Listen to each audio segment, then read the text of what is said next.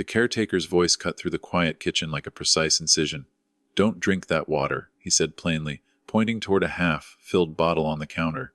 My hand froze over the cup I had been holding, a subtle jolt of alarm threading through my chest. The bottle's cap was slightly twisted, not fully seated, and the condensation on its side looked oddly streaked, as if handled by someone unfamiliar. The warning was simple, direct, and immediate. It carried danger in the plainest terms. I surveyed the room quickly, noting the age-worn counters, the chipped sink, and the small stack of papers I kept organized at the edge of the countertop. The house smelled faintly of disinfectant and old wood, familiar but now tinged with suspicion. The caretaker's posture was rigid, controlled, and deliberate, a sharp contrast to the calm exterior of the kitchen. Every motion he made toward the bottle drew my attention, the weight of his gaze amplifying the unease I felt. I tried to rationalize the warning. Perhaps the cap had loosened by accident, perhaps the bottle was contaminated in an ordinary way, nothing deliberate. My mind ticked through possibilities while my fingers tightened slightly around the cup. Yet the way he lingered near the counter, the directness in his tone, suggested intention rather than oversight. There was no humor, no casual remark, only a warning and the implication that someone had interfered. The caretaker gestured toward the bottle again, fingers brushing the condensation lightly. I noticed a faint smudge near the neck, a subtle sign that it had been opened or tampered with. I cataloged it mentally, noting the precision of the mark and the possibility that it indicated more than a simple spill. The movement was minimal but deliberate, and the context made it immediately concerning. I reflected briefly on the routines I had relied upon in the household.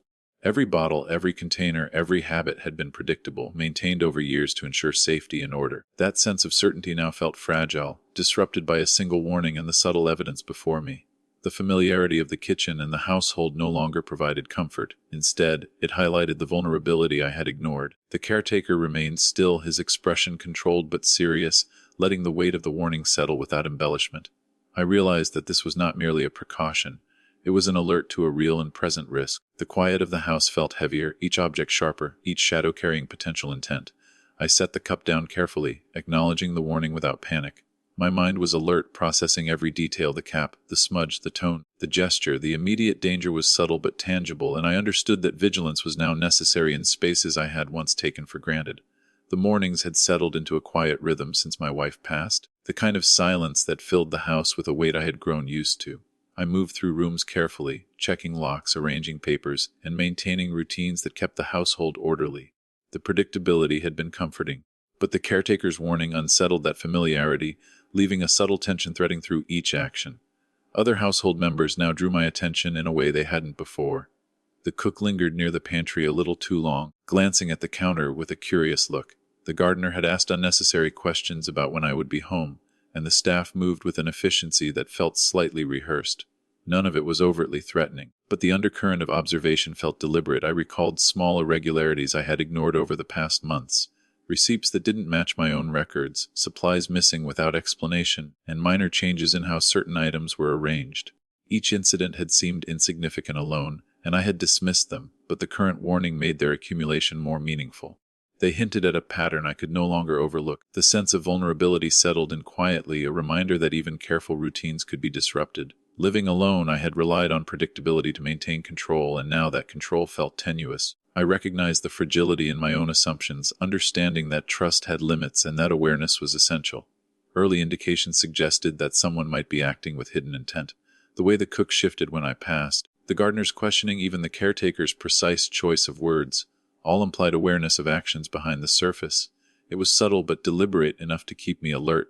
I questioned my judgment silently. Am I overreacting? I asked myself, cataloging each anomaly carefully. Perhaps it was coincidence, perhaps ordinary curiosity, but the weight of accumulated irregularities made the rationalizations feel thin. I understood that even minor disruptions could be precursors to something more serious. By the afternoon, I found myself observing daily routines with new attention. The placement of bottles, the alignment of drawers, even the path staff took through the house became significant.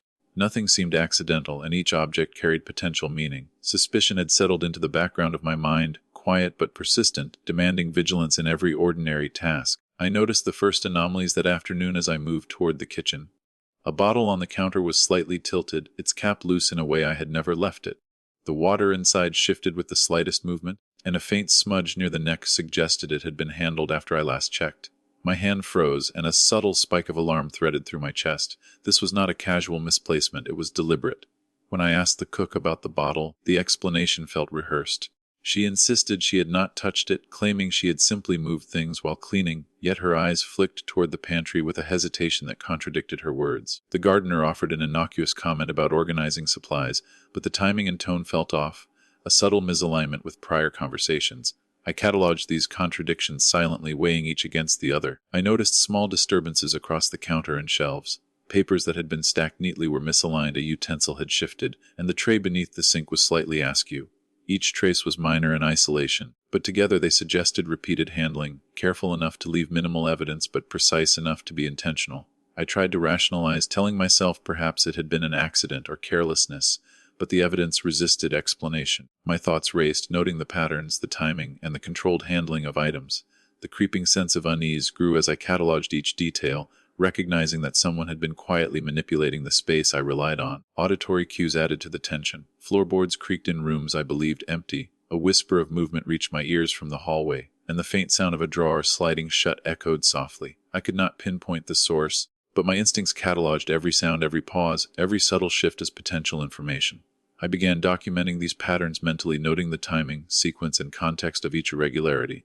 The tilted bottle, the misaligned papers, the whispers, all formed a mosaic of intent that I could not ignore. By evening, the initial sense of alarm had sharpened into focused attention. The kitchen, once predictable, now demanded vigilance. Each movement, each item, and each subtle sound became part of a growing map of observation, and I understood that these small intrusions were the first signs of a more deliberate manipulation. I spent the morning observing the household with careful attention, noting who moved where and when. The cook lingered near the pantry more often than necessary, her hands pausing over the shelves as if double-checking something. The gardener avoided certain corners of the kitchen entirely, stepping lightly past areas that I had once considered unremarkable, each pattern repeated enough to suggest purpose rather than coincidence. I cross-checked these movements against my own records of routines. Times for cleaning, deliveries, and errands didn't fully match the explanations I had received. Small discrepancies that had seemed minor before now hinted at deliberate coordination. The more I compared notes, the clearer it became that someone was operating with knowledge of habits and access points I had always considered secure. While checking recent correspondence and receipts, I found evidence of activity I had not authorized. A delivery slip for a package containing supplies I had never ordered, a note in my handwriting that I didn't recall composing, and a message confirming access to a room at a time I had been absent. All of it suggested manipulation. Each piece of evidence reinforced the notion that the irregularities were intentional. I questioned staff and neighbors in quiet, casual tones, careful to avoid alarm. The caretaker admitted to noticing odd timing in deliveries. The gardener mentioned seeing someone near the kitchen at unusual hours, and neighbors confirmed brief, unexplained visits. Each answer, while tentative, confirmed a web of activity that had previously gone unnoticed. Suspicion solidified into certainty. The repeated avoidance, the calculated handling of items, and the corroborating observations indicated a deliberate intent to tamper. It was no longer possible to dismiss the behavior as careless or incidental. I began mentally mapping the risks. Each room, every container, every habitual path through the house became a potential vector for interference. I noted vulnerabilities in access, timing, and oversight, creating a structured awareness that I could rely on for immediate action. By late afternoon, a concrete clue emerged that left no room for doubt. A partially opened bottle of water, confirmed to have been accessed at a time when I was absent, alongside a record of movement logged by a staff member who had observed the intrusion. The combination of physical evidence and corroborating testimony confirmed a serious, deliberate threat. I found the bottle on the counter again, this time fully unscrewed, its cap lying on the tray beside it. The water had a faint, unusual odor, barely noticeable but enough to confirm it had been altered. My hand trembled slightly as I set it down, a rush of alarm threading through my calm exterior. When I asked the cook about it, she insisted she had not touched it, her eyes darting away, betraying a hesitation she tried to mask with a casual tone. The evidence extended beyond the bottle. The tray beneath it had been shifted, small droplets tracked faintly across the counter, and the alignment of nearby utensils had changed from their usual order. The care and precision suggested intent. This was no accident or clumsiness. Each detail reinforced the reality that someone had deliberately manipulated an object I relied on for safety. Betrayal hit sharper than fear. It was one thing to notice minor inconsistencies, another to find tangible proof of deliberate tampering. The quiet realization that someone within my household had engineered this, handled it deliberately, and attempted to conceal it left a weight in my chest that was hard to ignore. I began to connect this discovery with previous anomalies. The tilted bottle from days before, the misaligned papers, the unusual timing of deliveries, all now pointed toward a pattern of intentional manipulation. What had seemed minor, isolated, or coincidental was now clearly preparatory, forming a coherent strategy aimed at undermining my control. Urgency pressed against my mind. I could not wait or hesitate. Each passing hour allowed potential harm to escalate. The sequence of actions required immediate attention, from documenting the evidence to securing the environment and preparing for confrontation. The situation demanded clarity and deliberate steps.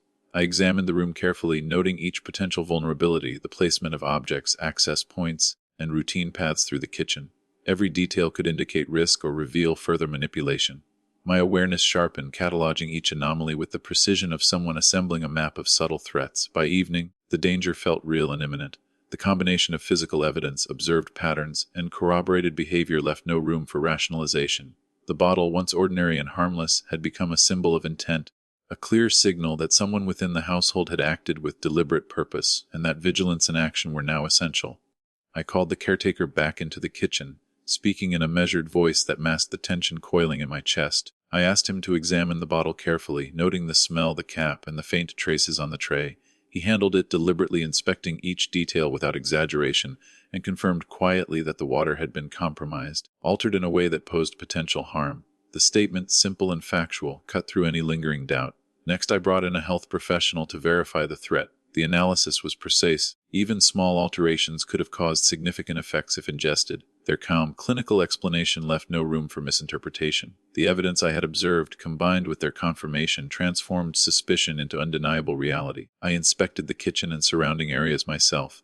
The bottle, the counter, the tray, and nearby utensils all bore subtle signs of handling that aligned with the professional assessment.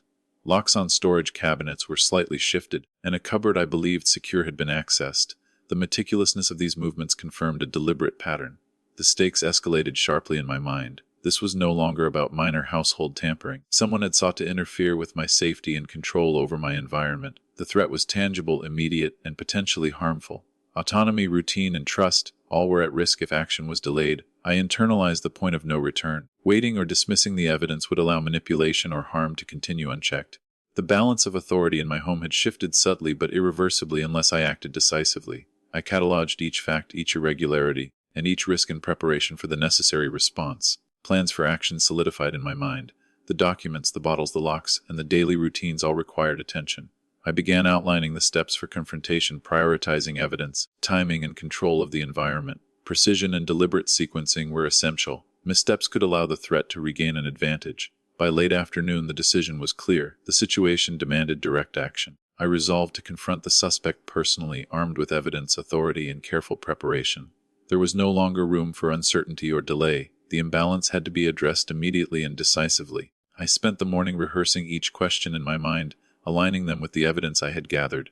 Every altered bottle, every trace of handling, and every subtle irregularity was cataloged and paired with the phrasing I would use to expose it. I imagined his responses, noting where he might hesitate, deflect, or attempt to charm his way out, and I ran through the sequence repeatedly until I could navigate the confrontation with precision.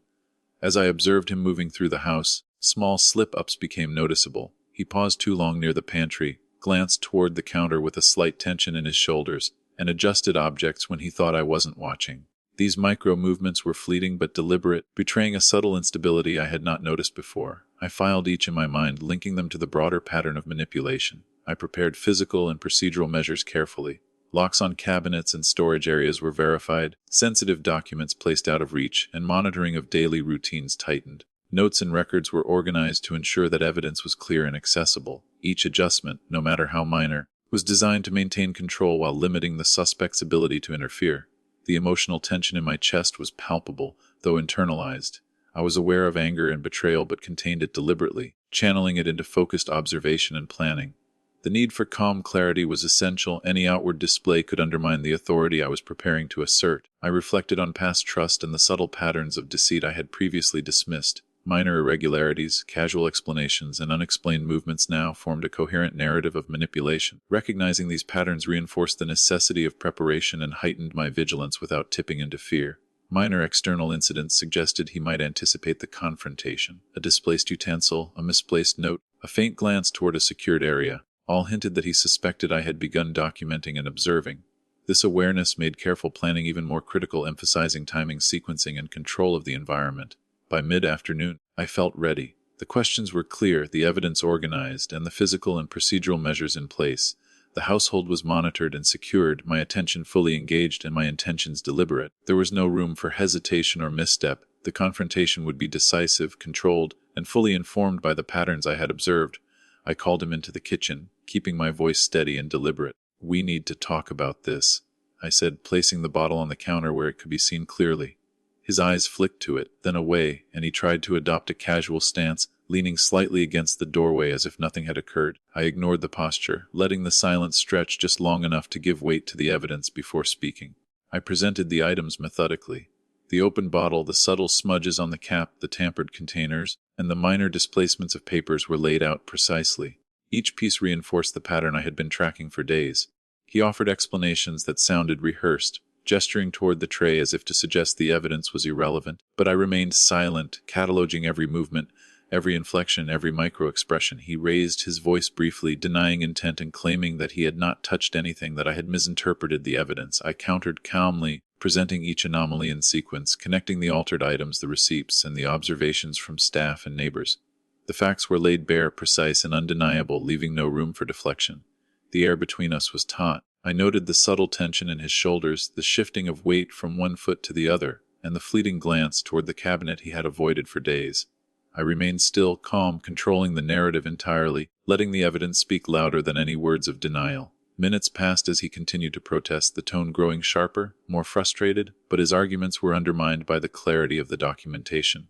Every altered bottle, every misplaced item, every corroborated observation pointed toward the same conclusion: intent had been deliberate, and the manipulation had been exposed. By the end, his posture sagged slightly, the resistance in his eyes fading. The confrontation was over without raised voices or physical escalation.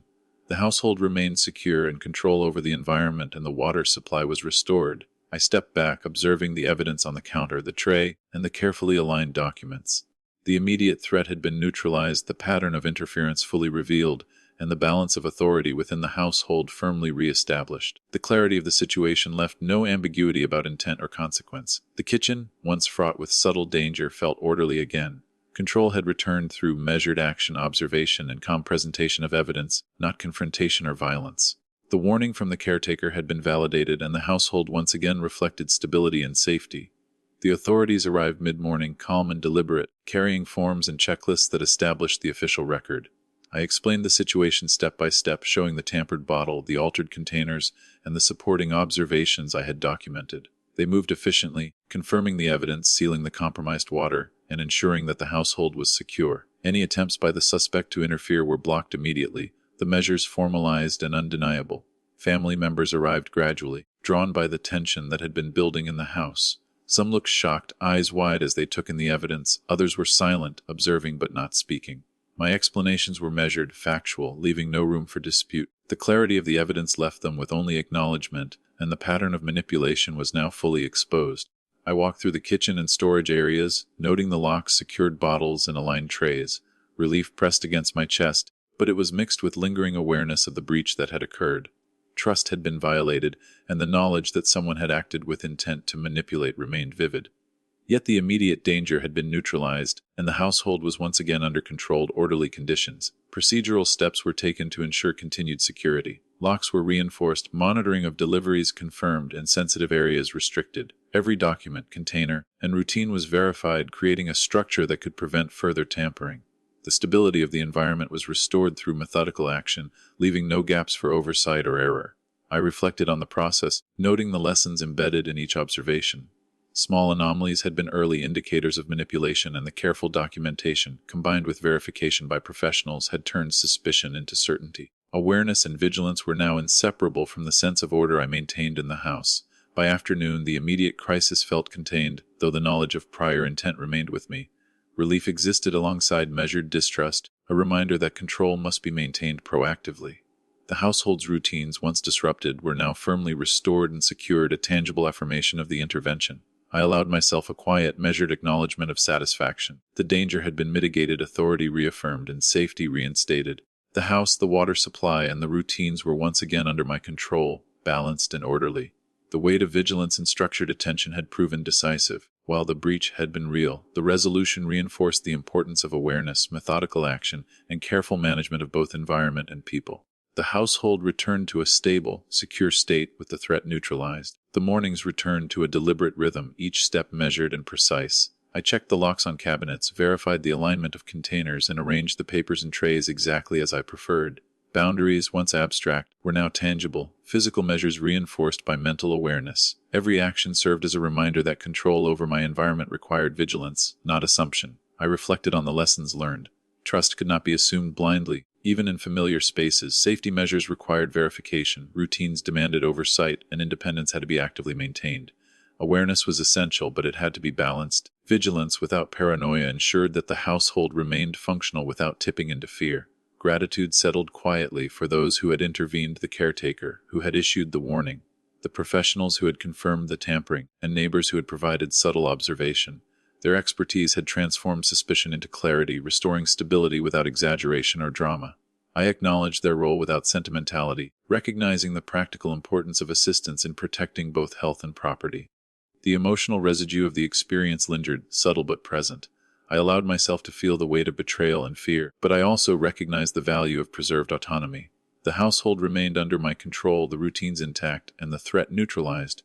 That fact outweighed lingering emotional discomfort. Anchoring my focus on the practical rather than the reactive, I maintained continued vigilance over my environment and routines. Every container, lock, and corner was monitored, yet integrated seamlessly into daily practice. Awareness replaced anxiety, observation replaced suspicion, and control was maintained without drama. The balance of caution and calm became routine, a quiet assurance that nothing would be taken for granted again. I considered the broader implications of the incident. Small, unnoticed actions could accumulate into real risk, and intentional interference often began subtly. Documentation, careful observation, and deliberate control were essential to preserving safety and authority. The home, the objects, and my own habits now reflected that understanding. The moral was clear and grounded: protect your environment, your health, and your personal authority. Verification, independence, and cautious trust are not signs of fear, but tools for maintaining autonomy. I moved forward with that awareness, calm and deliberate, confident that the lessons learned would continue to safeguard both routine and well-being.